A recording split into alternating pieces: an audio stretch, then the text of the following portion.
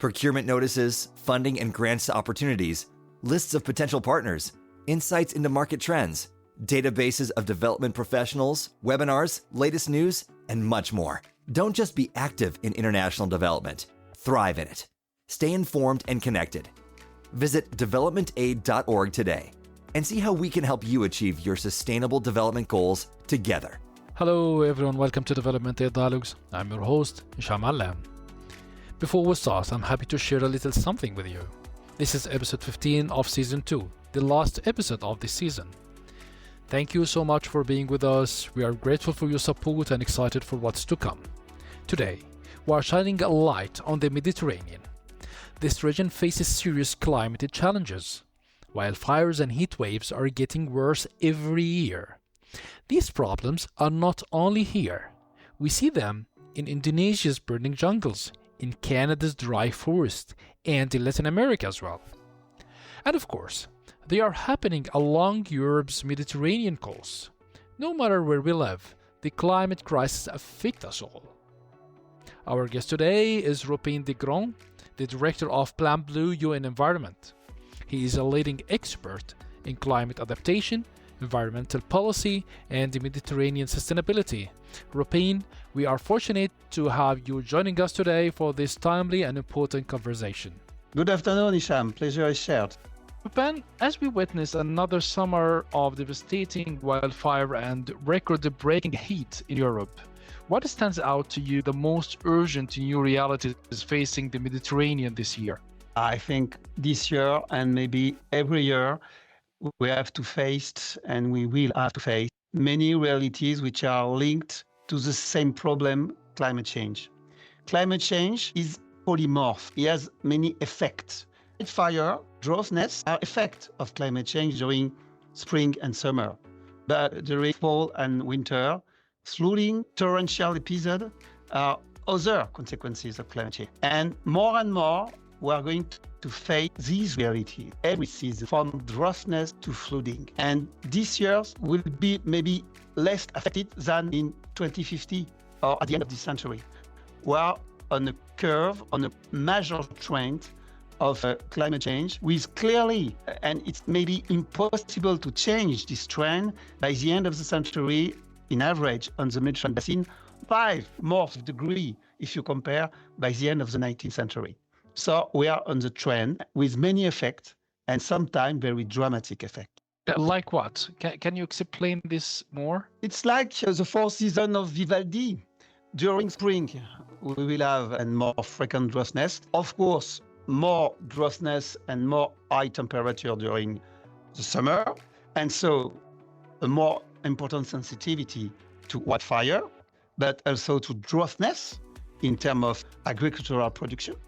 And during the fall, because you have many streams in the atmosphere due to the high temperature during the summer, we have a huge quantity of stream, and so a huge quantity of water we are going to fall during the autumn with some torrential episode and some catastrophic event, as we have seen, for example, in autumn 2023 in Libya or in autumn 2024 in Spain, in Valencia. And in winter, maybe it's the period which will be the more safe. So droughtness in spring and summer, wildfire more and more, and torrential episode and overflooding during fall. In regions now facing earlier and longer wildfire seasons, how have these evolving patterns transformed preparedness and response efforts compared to just a few years ago? It's a tricky issue because I think the risk of wildfire is increasing, it's clear. And to anticipate that and to adapt to this trend, we have to be very serious in terms of forest exploitation, forest management, by preparing forest during the fall or during the winter to limit the risk of wildfire during the spring and the summer. We have to maybe to change species of tree in forest to choose some species who are less sensitive to droughtness and to wildfire.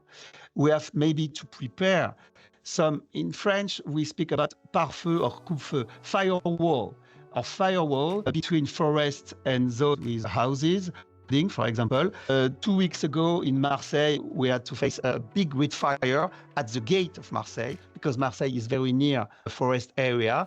And now we have to prepare a firewall of about maybe 200 meters to separate clearly forest and the town, because there is a risk of fire in the town due to the wildfire in the forest. So we have to prepare and to prevent this event. We will be more and more frequently by adapted forest management. But do you think that the idea of the firewalls are feasible and the costs? I think it's not feasible. I think it's absolutely necessary.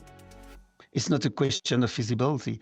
The other choice is to forbidden all construction, all building which are near the forest. So the preparation of firewall are the less expensive way to preserve and to prevent population from fire and so from civil security. It's not a problem of cost, it's a problem of life. But is it applied anywhere? Yes, and maybe there may be differences around the basin in terms of states and in terms of forest policy, but especially in France, but I see in Greece, there is already many wildfire. The regulation of building are very and more sensitive and very hard. And in France especially, we have many dispositifs which are shared by this local structure to prevent incendiary, with people on the ground to prevent and to see very rapidly the start of a wild forest, with a firewall, with important means of prevention, because the more important thing is to prevent. When the fire is sparked, it's too late, because due to the wind, especially the Mistral, the Meltem, or in the Basin, fire is progressing very rapidly. So the key point is to prevent and to see rapidly the seedbed, the beginning of the wildfire, to treat rapidly the source. This is impressive. Moving forward to tourism, which is vital for many economies.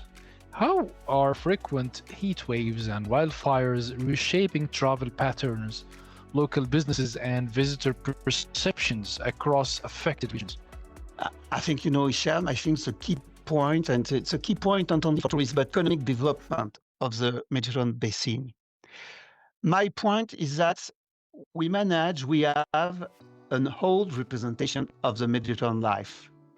And we consider that Mediterranean life, it's a very peaceful life with very sweet weather, with pleasant place to take a drink. We have a representation of the Mediterranean Sea, which is dated from the middle of the 20th century.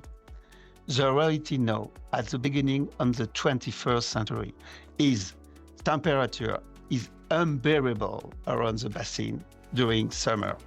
The risk of wildfire, but not only wildfire, is increasing.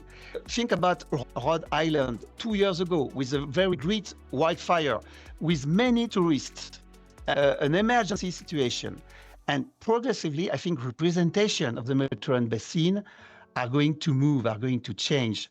And from the paradise, we are going to go to hell representation of Mediterranean Sea during the summer. And so I think there is a great risk that tourists will change their pattern, their way of see Mediterranean Basin in the future. But I think we have a problem, especially in summer, but maybe we have a chance to promote another tourism during a longer period of time, and by promoting Basin during spring and during fall. But during summer, I think we are going to go to a barbecue tourism. With hospitality sector in fire-prone areas increasingly vulnerable, what long-term changes do you foresee for both tourism and local employment? In the wake of my previous answer, I think tourism in the Mediterranean Basin have to change by a more large approach of tourism experience, a longer approach of tourism experience, and a wider approach, broader approach of the tourism experience. About time, I think we have to enlarge tourism period coming from spring to fall by avoiding to all concentrate on summer, because summer, it's really a risky period now. So we have to enlarge the tourism experience. In terms of place, in terms of space, I think we have to propose and to promote another tourism than the tourism on the beach. For two reasons, because on the beach, this is a barbecue, and because of the beach will be less and less important because of the sea level rise. So I think we have to deconcentrate tourism activity from the coastal sea and the beach to the hinterland, and to promote a new experience of patrimony from a natural and cultural point of view in the hinterland of Sardinia, of Libya, of Egyptia, to avoid to be prisoner of the beach. And the third point is to maybe enlarge the tourism experience by promoting not only the beach, swimming, etc., but also discover of the patrimony in the hinterland and discover of people, of Mediterranean peoples, to have an experience sociologic, geographic, and historical of the Mediterranean Sea, but no only a beach experience, because the beach experience will become a barbecue. This is a fascinating perception. I hope that people working in tourism sector rethink and consider about it. I think it's really a necessity, because more you build on the coast with big hotel, more you expose your asset. From an economical point of view, the risk is higher and higher. But what about the employment? People who are working in the sectors, they should be reading them during the summer? I think we have to enlarge the period of activity. And so to maintain local employment, we have to open a tourism period from the spring to the fall. So maybe you can compensate the fact that we are going to face less and less tourism during the summer in the Breton Basin by welcoming more and more people during spring, where and when the weather is sweet in Mediterranean Sea in general and in the fall. And so you can compensate the period of activity. But I think we have to enlarge this period to maintain an economic and socio-economic activity. And maybe to enrich and to enlarge the people who work for tourism in terms of cultural discovery of the country, in Libya, in Morocco, for example, not only some player of beach volley, but to promote a tourism richer, more dense from a cultural and natural point of view. So I think we need a rethinking of local employment and local competencies we need to promote this new Mediterranean tourism. Some communities have experienced evacuation or direct losses due to fire. How are these climate extremes affecting the mental and physical health of people on the ground? I think we have to consider two periods of time to answer your question. On the short time, just after a wildfire, for example, in Rhode Island 2 years ago, it's an accident. It's just an accident. So after this accident, we forgot that, and the next vacation will be better. But no, more and more, each summer will look like the previous. And more, these accidents won't be accidents. They will be a trend. And more, I think at the local scale and for tourism, behavior are going to change and the mentalities are going to change. And progressively, we are going to affect and to give a representation to the summer on the Mediterranean Basin as an hell. And more, tourism, and especially tourism coming from France, European Union in general, will consider that the best place for vacation during the summer will become Belgium, will become Netherlands, will become Sweden. I think we are on this trend. We have some weak signal of that. For my part, for example, during my summer and my vacation, I won't go to Syria or to Morocco. I will go to Bruegel. I will go to Amsterdam to have a nice place with the correct weather and capacity, ability to sleep correctly in my bed. Because I'm living in Marseille. In Marseille, temperature during the night is about 28, 30 degrees. It's really tricky to sleep, to take a rest. I think there is a risk that representation of the paradise of the Mediterranean Sea will become hell, and the new paradise during the summer will be located in the north of Europe. Ben, could you highlight concrete examples of economic impact, such as agricultural or businesses loss, that reveal the cascading cost of heat waves and wildfires? I think it's the key project and the key problem for Plan Bleu, because we consider, of course, tourism, because it's a very economically important activity on the basin. But first, we consider the problem of climate change in relationship with water withdrawal and unsafety from agricultural point of view. In Morocco, for about 8 years, we have faced a severe droughtness. And agriculture really is now really a challenge in Morocco or in Tunisia. And it raised some very concrete problems for the government, for power, because more and more farmers can't work of their work of farmer.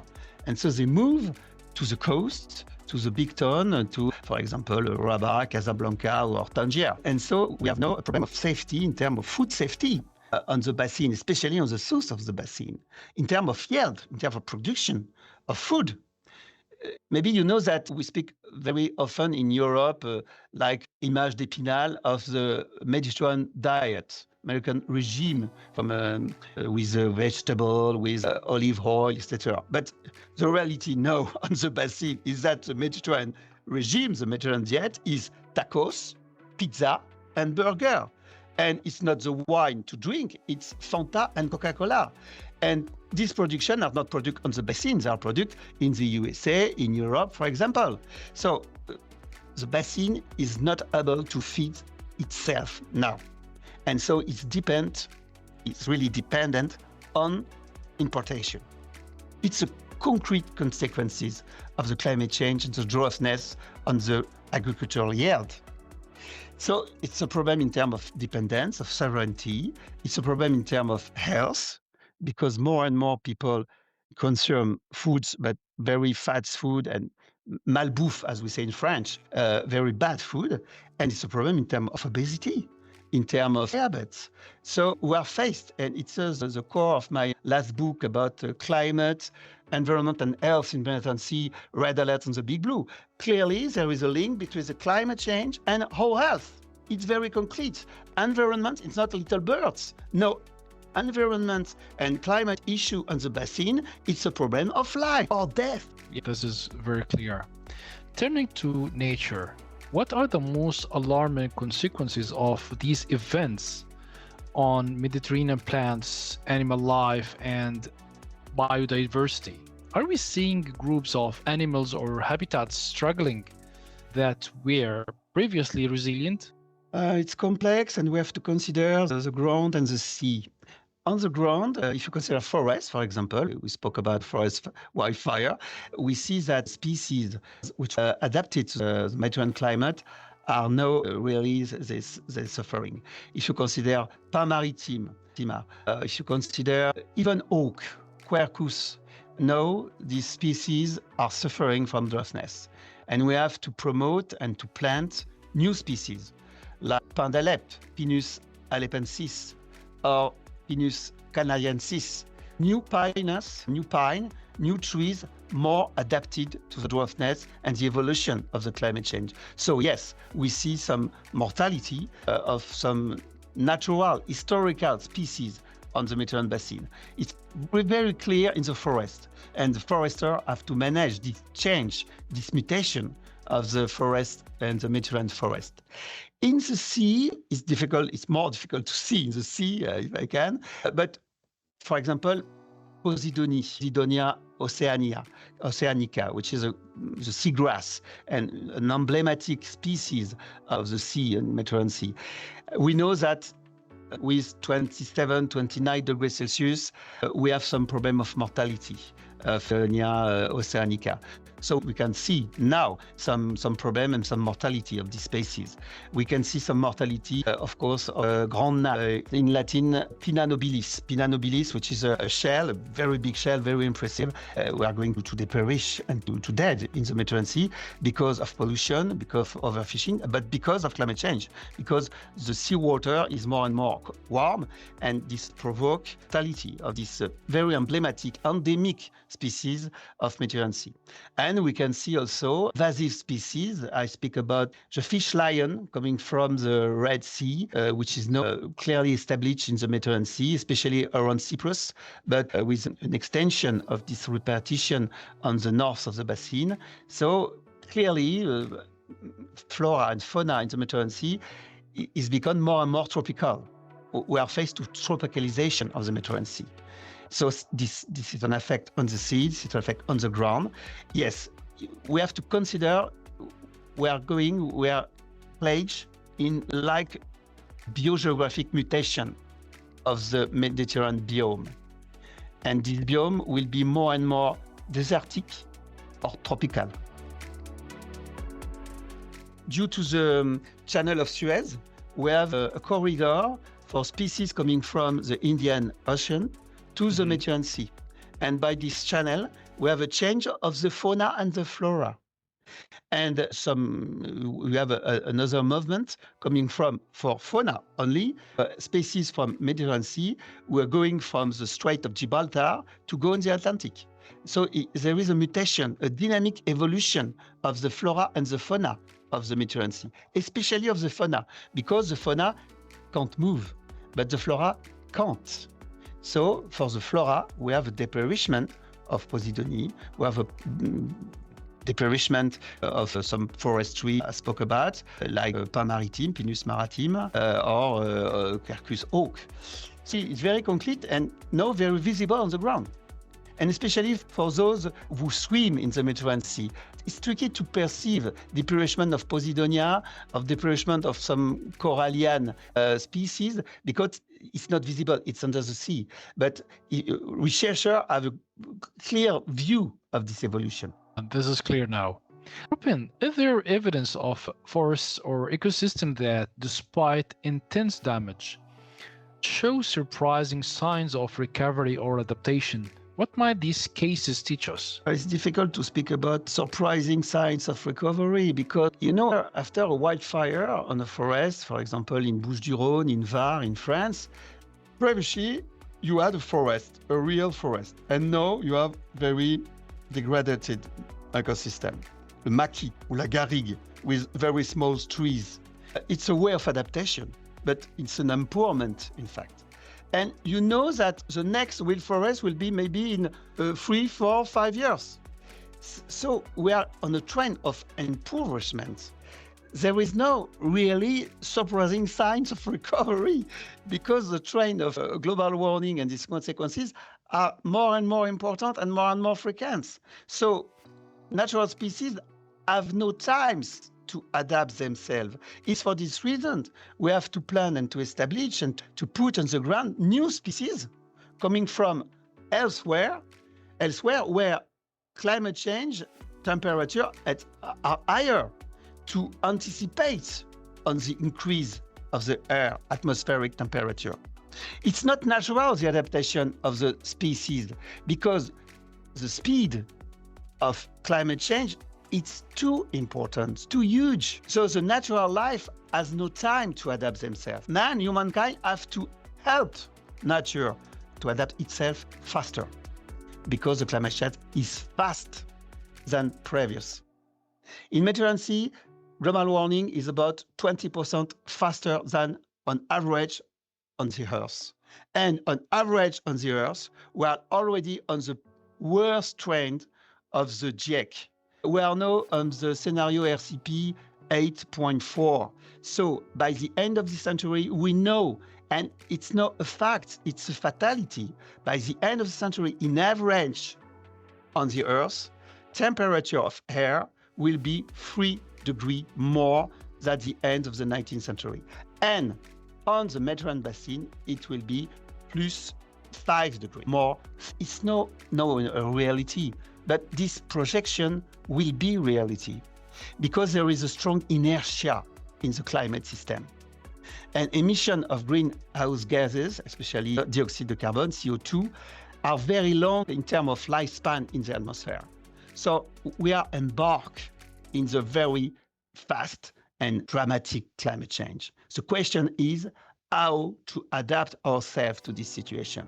It's not to change the situation, to change the trend. It's to adapt to the trend. You made the scene very dark and I feel lost. So you try to say that all the efforts, the summit, the conferences are presenting nothing to the environment? It's a question of time. I think, for example, the UN Convention on Climate Change is very important on the long terms, on the long run. How because long? I think we need a century, my dear Isham, to modify the trend in terms of emission. It's a 100 years war. But we have to enter in this war, not for my son, not for your son, but for the son of your son of your son. On the long run, we have to fight and we have to win the 100 years war of the climate change. But on the short terms, for the next year, for the next 2 years, in concrete terms, we have to face and to enter the blitzkrieg of adaptation rapidly to avoid some dramatic consequences of climate change. So we have 2 periods of time to consider. The very long term, it is the long terms of mitigation, and the short terms, it is the short terms, the blitzkrieg, the guerre éclair in French, blitzkrieg in German, of adaptation. Speaking about Plan Blue, that has a unique mandate to anticipate and inspire climate action, which recent strategies or projects stand out as especially promising in helping the region cope with these escalating risks? It's a good news, my dear Isham. It's a point. Finally. It's a moment of hope because in Plan Bleu and the Mediterranean Action Plan of UNEP, United Nations Environmental Programme, we work hard of a new strategy which is called the Mediterranean Strategy for Sustainable Development, MSSD, for the period 2026-2035. And we have reached an agreement in Corinthos at the beginning of June on a new strategy for sustainable development on the Mediterranean Basin. And the key objective of this strategy is to adapt and to consider adaptation to climate change as the priority of priorities. And so we have now a global framework to adapt the basin and states in this basin. In concrete terms, we promote the fact that in every trees around the basin will be established national action plan of adaptation to climate change. This is the case, for example, in France. This is the case, for example, in Italy, but it's not the case, for example, in Spain. It's not the case in Tunisia. It's not the case, I think, in Egypt. So to push states to anticipate and to adapt themselves and their population with their particularities to this trend. So it's a good point because now there is a clear consciousness of the priority and of emergency of adaptation. But we have to keep to maintain the pressure on the mitigation, but on the very long terms. But now we have to face clearly and rapidly the blitzkrieg of adaptation. We are going to face both, but not only mitigation on the very long term, because we are pressed by the short term of adaptation. That's exciting. Forest management is often cited in discussions on prevention. Based on Plan Blue's research, what specific changes could make our landscape less vulnerable to catastrophic fires? It's tricky because in forests in general, I'm forest engineer by training, you have to consider the long term. And, it's tricky to change forests very rapidly, in fact. So it's really a long-term affair and 100 years war of good management, of good forest management. But progressively, I think we have to plant to establish new species around the basin, more resilient, more adapted to high temperature. I spoke about Pinus alepsis, pin d'Alep, or Pinus canariensis, pine of Canary. These species are really very interesting in terms of resistance to high temperature and resistance of fire, in terms of recovery. So we have to engage a sort of mutation of the Mediterranean forest. In terms of qualitative way, in terms of nature of species you are going to plant, but in terms of surface, in terms of quantitative way, I think we have to promote and to implement and to develop more and more forests for 2 reasons. Because with forests, with trees in general, even in the town, in the city, we build shadow. We build shade. It's very important in terms of resilience, of population resilience, because the shadow, and maybe you know that, in a town, you are in a street under the sun, and you have a tree, and under this tree, the temperature is about 3 or 5 lower than on the sun. So it's in terms of comfortable, in terms of quality of life, to plant tree is very important in terms of adaptation for population. And the other aspect, which is very positive with forest, is that forest is a carbon sink. So it's a way also to limit, to mitigate emission of a greenhouse effect. So forest, it's interesting for humankind because of shadow and because of carbon sink. I would like to say that we agree that financial resources are always a challenge. Yes. Do you see sufficient investment and funding frameworks in the Mediterranean to support larger-scale climate adaptation, or are critical gaps persisting? My response will be absolutely clear, absolutely no. There is a huge gap, and really the means are not dimensioned to the challenge. Clearly no. So in Plan Bleu, we push to promote green finance for the Big Blue. It is the name of our program, but we need to mobilize more funding coming from the public and private sector to challenge this situation. Clearly, there is a huge gap between our ambition and the necessities. When it comes to fire response, voluntarily firefighting teams play a big role in many Mediterranean countries. From your perspective, are these teams effective, and can they become a major integral part of a rapid wildfire response strategies? You know, firefighter, it's really a great but a hard job. It's not a job for voluntary. I'm sorry. I think voluntary firefighter teams could be very useful in terms of prevention, to observe the ground, to detect the beginning of a wildfire. I think it's useful in this case. But on the ground, where you fight the fire, you need professional. It's too tricky. It's too dangerous. Yes. So prevention for voluntaries is great. They give time for this very important action of prevention, of preservation, but we need professional with great technical means in terms of Canadair, in terms of means in general, of water, of citern to work. We need professional means and professional firefighter, but we need also voluntaries to prevent. In this topic, international and local partnerships are crucial. Could you describe a recent collaborative effort that succeeded in uniting stakeholders around prevention, preparedness, or recovery efforts? Yes, and maybe it's a new note point of hope, my dear Hicham. I was in UNOC 3, the UN Ocean Conference in Nice at the beginning of June. And it was, I think, globally a success, quasi-ratification of the BBNG Treaty, biodiversity beyond national jurisdiction, and a great mobilization of civil society. But there is something new. And the new is the new coalition of the coastal cities, which is led by Christian Estrosi, the mayor of Nice.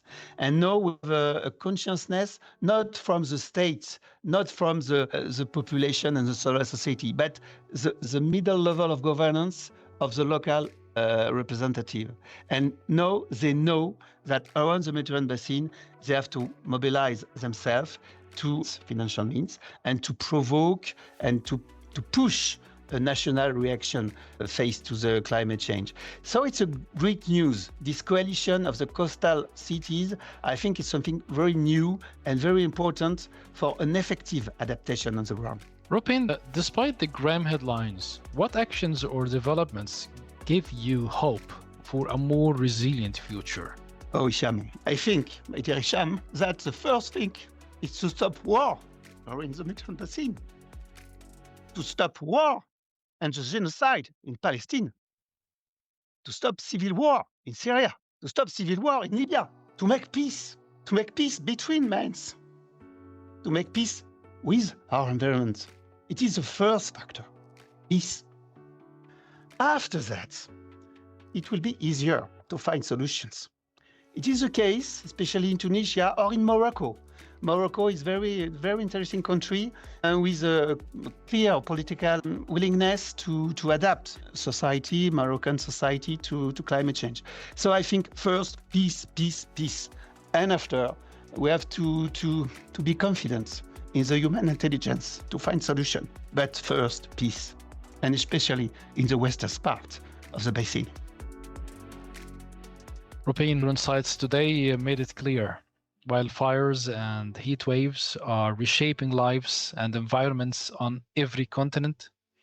These are urgent wake-up calls reminding us that action cannot wait. Across the globe, our communities, economies, and the natural world depend on smarter adaptation, stronger policies, and real collective efforts. Yes. Thank you for joining us and inspiring a push for solutions and for peace that could reach for beyond any border. If you found this conversation valuable, please share it with others. Follow the podcast for more important discussions and let us know your thoughts. Your engagement help us bring these critical stories to a wider audience.